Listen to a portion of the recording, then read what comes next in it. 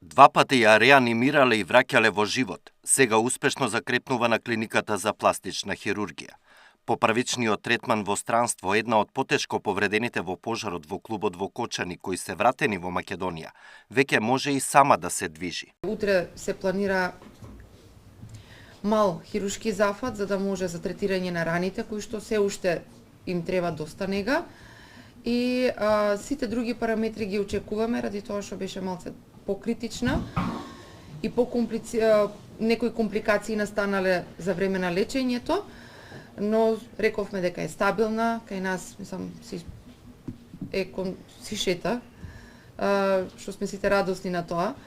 Еден од меѓу потешките пациенти кој што е вратен назад. Денеска во земјава ќе се врати уште еден од повредените кој беше испратен на лекување во Унгарија.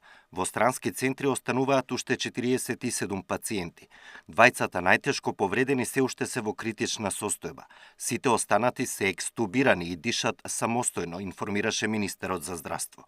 Некои од државите се понудили и подолготрено бесплатно да ги лекуваат повредените кои се кај нив, но здравствените власти подготвуваат и одел во ГОП 8 септември, каде ќе бидат згрижени дел од потешките пациенти, кога ќе бидат вратени во земјава, зашто британски експерти помагаат во изготвување на протокол за третман. Не се работи само за физикален третман, туку треба да речам така повеќе начини на рехабилитација, и респираторна, и физикална, меѓутоа и психичка рехабилитација, така да ќе размислиме ако има за тие најтешките, тие што ни се нудат да ни помогнат, ќе ги испратиме таму. Тие што ќе ги задржиме во државата, во 8 септември ќе бидат третирани.